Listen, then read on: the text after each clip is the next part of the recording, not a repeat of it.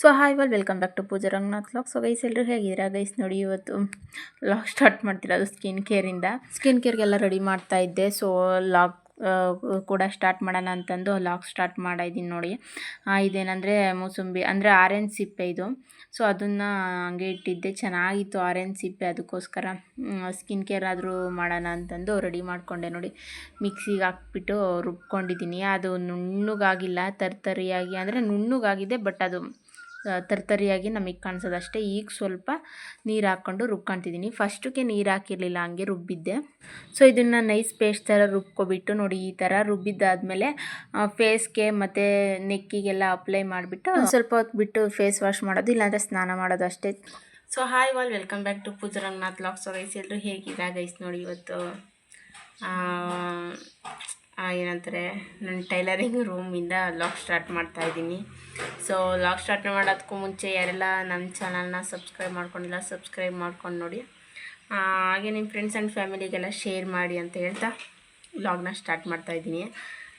ಏನಂದರೆ ಬಟ್ಟೆ ಸ್ಟಿಚ್ ಮಾಡೋಕ್ಕೆ ಬಂದು ಇವತ್ತು ಲೇಟಾಗೋಯಿತು.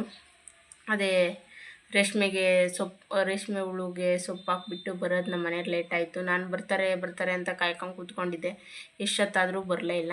ಆಮೇಲೆ ಅವ್ರಿಗೆಲ್ಲ ತಿಂಡಿ ಹಾಕ್ಕೊಟ್ಬಿಟ್ಟು ನಾನು ಸ್ನಾನ ಮಾಡಿಕೊಂಡು ಕೆಳಗಡೆ ಎಲ್ಲ ಕ್ಲೀನ್ ಮಾಡಿ ಈಗ ಬಂದೆ. 12:30 ಆಯಿತು. ಈಗ ಬಟ್ಟೆ ಸ್ಟಿಚ್ ಮಾಡ್ಲಿಕ್ಕೆ ಕೂತ್ಕೊಂಡಿದ್ದೀನಿ. ಸೊ ನೋಡಿ, ವಿಡಿಯೋದಾಗ ಇದನ್ನ ಎಷ್ಟು ಕವರ್ ಮಾಡಬೇಕು, ಕ್ಲೋಸ್ ಮಾಡಬೇಕು ಅಂತ ಬರೀ ಇಷ್ಟರಾಗೆ ಮಾತಾಡಿದ್ರೆ ಆಗಲ್ಲ, ಈಗ ತಿರುಗಲೇಬೇಕು. So cover ಮಾಡೋಕ್ಕಾಗ್ತಿಲ್ಲ. ಇದು ಏನಂದರೆ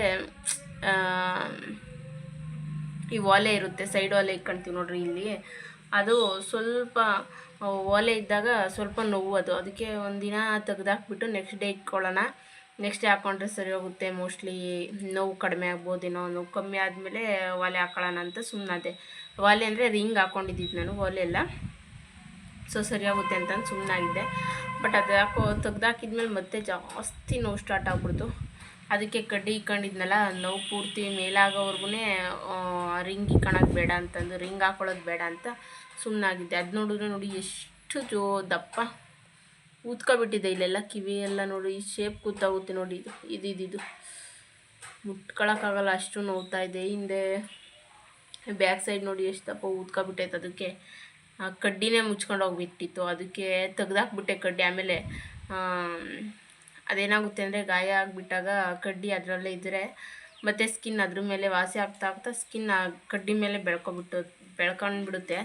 ಅದಕ್ಕೆ ಕಡ್ಡಿನೂ ತೆಗ್ದಾಕ್ಬಿಟ್ಟು ಸೈಡಲ್ಲೇ ಇಲ್ಲಾದರೂ ಪರವಾಗಿಲ್ಲ, ಈ ನೋವು ತಡಿಯೋಕ್ಕಾಗೋದಿಲ್ಲ ಅಂತ ಕಡ್ಡಿನೂ ತೆಗ್ದಾಕ್ಬಿಟ್ಟೆ. ನೈಟ್ ಮನಿಕೊಬಿಟ್ಟಾಗ ಏನಂದರೆ ಈ ಕಡೆ ಒಳ್ಳಕ್ಕಾಗಲ್ಲ, ಅಷ್ಟು ನೋವ್ತೈತೆ. ಈ ಕಡೆ ಹಿಂಗೊಂದು ಸ್ವಲ್ಪ ಏನಾದರೂ ಟಚ್ ಆದರೆ ಸಾಕು ಬೆಡ್ಗೆ ನೋವು ಸ್ಟಾರ್ಟ್ ಆಗಿಬಿಡುತ್ತೆ. ಅದರಲ್ಲೂ ನನ್ನ ದೊಡ್ಡ ಮಗ ಮಾತ್ರ ಅವನಿಗೆ ಹಿಂಗೆ ಕುತ್ತಿಗೆ ಕೈ ಹಾಕ್ಬಿಟ್ಟು ಹಿಂಗೆ ಕಿವಿ ಹಿಂಗೆ ಅಂದ್ಕೊಂಡೆ ಮಲ್ಕೊಳ್ಳೋದು ಅವನು. ಅದಕ್ಕೆ ನೋವಾಗ್ಬಿಟ್ಟಿತ್ತು. ಸೊ ಪರವಾಗಿಲ್ಲ, ಇರಲಿ, ಒಲೆ ಇಲ್ದಿರು ಪರವಾಗಿಲ್ಲ ಅಂತ ತೆಗ್ದಾಕ್ಬಿಟ್ಟಿದ್ದೀನಿ ಪೂರ್ತಿ. ಉಣ್ಕೊಂಡು ಹೋಗುತ್ತೆ ಅನಿಸುತ್ತೆ, ಮೋಸ್ಟ್ಲಿ ಅದು ವಾಸಿ ಆಗೋ ಅಷ್ಟೊತ್ತಿಗೆ ಉಣ್ಕೊಂಡು ಹೋಗುತ್ತೆ. ಓವಲ್ಲಿದ್ದರೆ ರಿಂಗ್ ಇಕ್ಕೊಳ್ಳೋದು, ಇಲ್ಲಾಂದರೆ ಸುಮ್ಮನಾಗೋದಷ್ಟೇ. ಈಗ ಬ್ಲೌಸ್ ಸ್ಟಿಚ್ ಮಾಡಬೇಕು. ನೆನ್ನೆ ಅರ್ಧ ಬ್ಲೌಸ್ ಸ್ಟಿಚ್ ಮಾಡಿರೋದು, ಅದನ್ನೇ ಕಂಟಿನ್ಯೂ ಮಾಡ್ತೀನಿ. ನೆನ್ನೆ ಬ್ಲೌಸ್ ಸ್ಟಿಚ್ ಮಾಡಿರಲಿಲ್ಲ, ಸ್ವಲ್ಪನೇ ಸ್ಟಿಚ್ ಮಾಡಿದ್ದು. ಕೆಳಗಡೆನೇ ಕೆಲಸ ಜಾಸ್ತಿ ಇತ್ತು. ನೆನ್ನೆ ಬಟ್ಟೆ ತೊಳೆಯೋದು ಮತ್ತು ಅಕ್ಕಿ ಮುಕ್ಕಾಲಿ ಆಗಿದ್ದು ಅಕ್ಕಿ ಮಾಡಿಕೊಂಡು ಮೇಲ್ಗಡೆ ಬರೋಕ್ಕಾಗಲಿಲ್ಲ. ಸ್ವಲ್ಪ ಮಾತ್ರ ಸ್ಟಿಚ್ ಮಾಡಿದ್ದಿದ್ದು ಅಷ್ಟೇ ಮುಂಚೆನೇ. ಆಮೇಲೆ ಸ್ಟಿಚ್ ಮಾಡೋಕ್ಕೆ ಹೋಗಿಲ್ಲ. ಮಕ್ಕಳು ಬಂದರು, ವಿಡಿಯೋ ಎಡಿಟ್ ಮಾಡೋದಿತ್ತು. ನೆನ್ನೆ ಒಂದು ವಿಡಿಯೋ ಅಪ್ಲೋಡ್ ಮಾಡಬೇಕಾಯ್ತು, ವಿಡಿಯೋ ಎಡಿಟ್ ಮಾಡೋದಿತ್ತು. ಅದನ್ನೇ ಎಡಿಟ್ ಮಾಡ್ಕೊಂಡು ಕೂತ್ಕೊಂಡಿದ್ದೆ. ಅದಾದಮೇಲೆ ಬಟ್ಟೆನೇ ಸ್ಟಿಚ್ ಮಾಡಲಿಲ್ಲ. ಸೊ ಅದನ್ನು ಫಿನಿಶ್ ಆಗೈತೆ, ಅದು ಫಿನಿಶ್ ಆಗಿಲ್ಲ ನೀಟಾಗಿ ಇನ್ನೂ. ಅಲ್ಲ, ಅದನ್ನು ಫಿನಿಶ್ ಮಾಡಿಬಿಟ್ಟು ಈಗ ಬೇರೆ ಬ್ಲೌಸ್ ಸ್ಟಿಚ್ ಮಾಡಬೇಕು.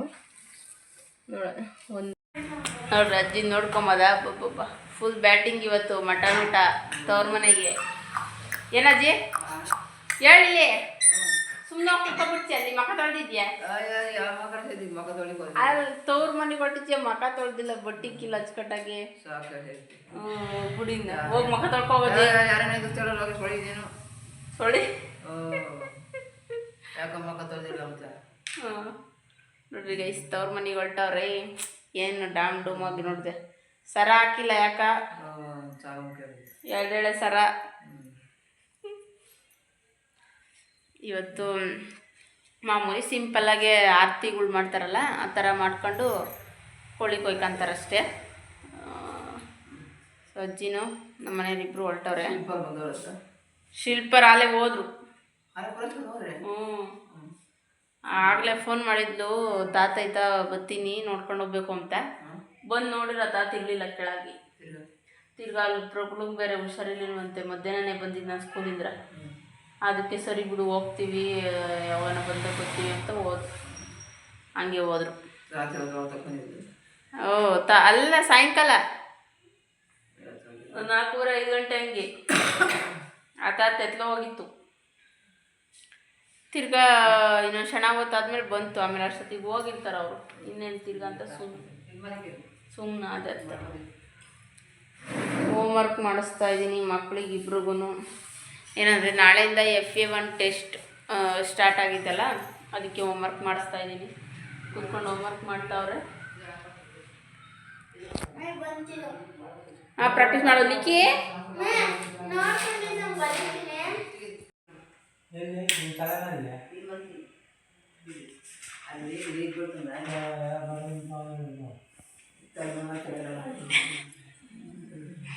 ನೋಡಿ ಏನು ನಿಗುರು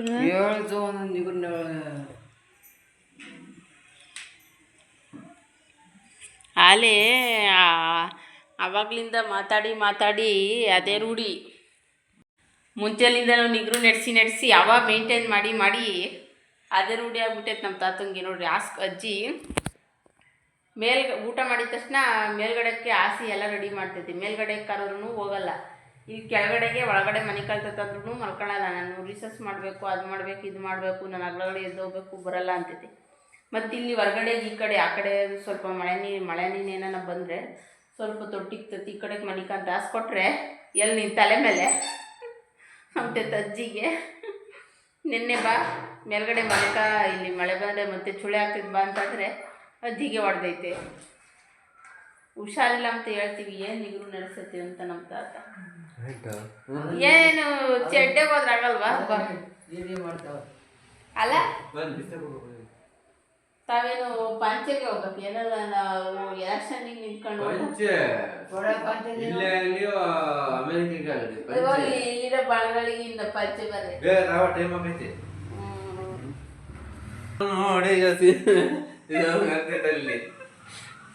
ಹೊಡೆಸಿ ಇಲ್ಲ ಶಾಪಿಂಗು ಅನ್ನೋದರಿಗೆ ಮುಗ್ದೋತು.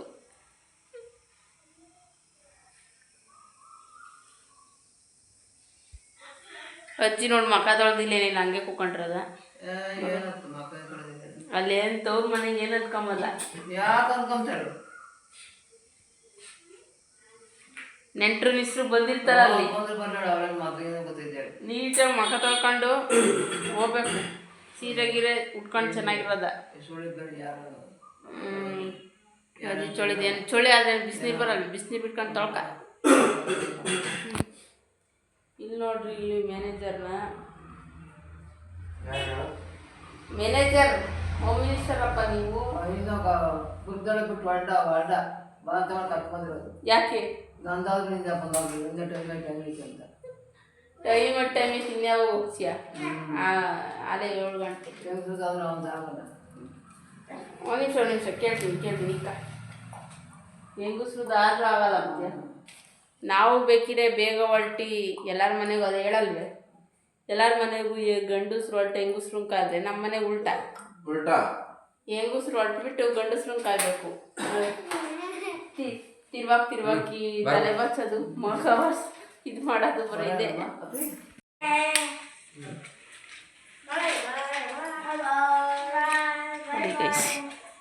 ಈಗ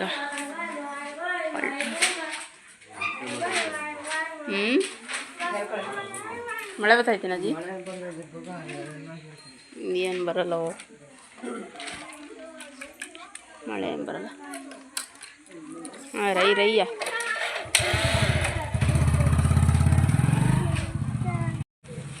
ನೋಡಿ ಬಂದು ನೋಡ್ತೀನಿ. ಸೊ ನೋಡಿ ನಮ್ಮ ಮನೆಯವರು ಮತ್ತು ಅಜ್ಜಿ ಈಗ ಹೊರಟ್ರು ಬಣಗರಳ್ಳಿಗೆ.